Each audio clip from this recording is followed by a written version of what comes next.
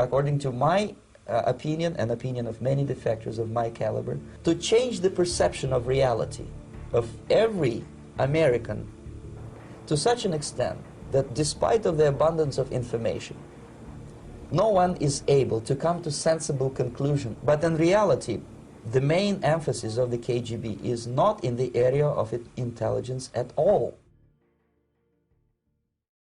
What's up, everybody? My name is Flagrant, and today we are going to be discussing Yuri Bezmenov.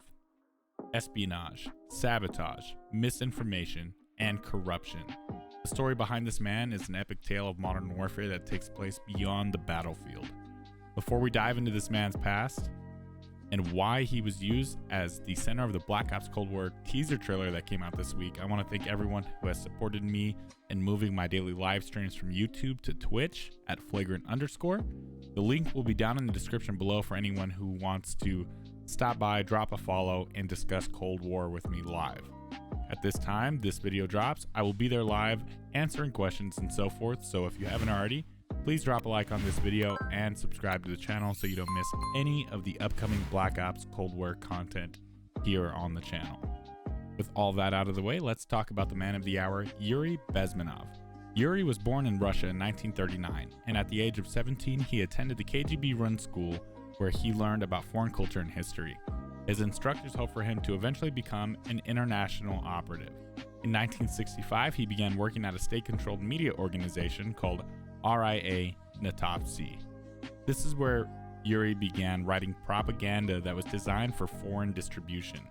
He was also asked to perform different tasks involving international relations. Eventually, Yuri was converted into an official informer who specialized in misinformation. He became a powerful asset to the Soviets in establishing a strong propaganda network in India. As time went on, it seems Yuri began to be concerned with the tactics being used and the effect they would have on the world. This led him to defect from Russia and seek help from the CIA. He broke down how the Soviets planned on corrupting and sabotaging other countries in just 4 stages. This is seen in the Black Ops Cold War teaser, which showcases pieces of an interview between G. Edward Griffin and Bezmenov himself. Bezmenov said that modern warfare doesn't necessarily take place in the battlefield, and that espionage isn't always like James Bond movies. Rather, that modern warfare plays out behind the scenes. He goes on to explain that the 4 stages of how the Soviets plan to overthrow the US are demoralization, destabilization, crisis, and normalization. During the demoralization stage, the Soviets plan to change the mentality of a younger generation to abandon common sense ideologies and replace them with new ideas that cannot be countered by plain facts. An example of something like this in our time would be like the Flat Earth movement. At one point, everyone knew and understood that the Earth is round, and yet a few internet trolls managed to convince a much larger population into believing that the Earth is actually flat. And they believe it so much so that science and any other facts are just automatically thrown out the window. In the destabilization stage, key aspects of a nation, such as economy and defense, are targeted. And the goal is to shift the ideology to that of the influencing party. In our time, something like this can be seen by a rise of people accepting socialist ideas, whereas a decade or 2 ago, that would lead to you being called a commie, etc. The 3rd stage, crisis, is self-explanatory. The goal is to divide and cause as much chaos as possible, politically, economically, etc.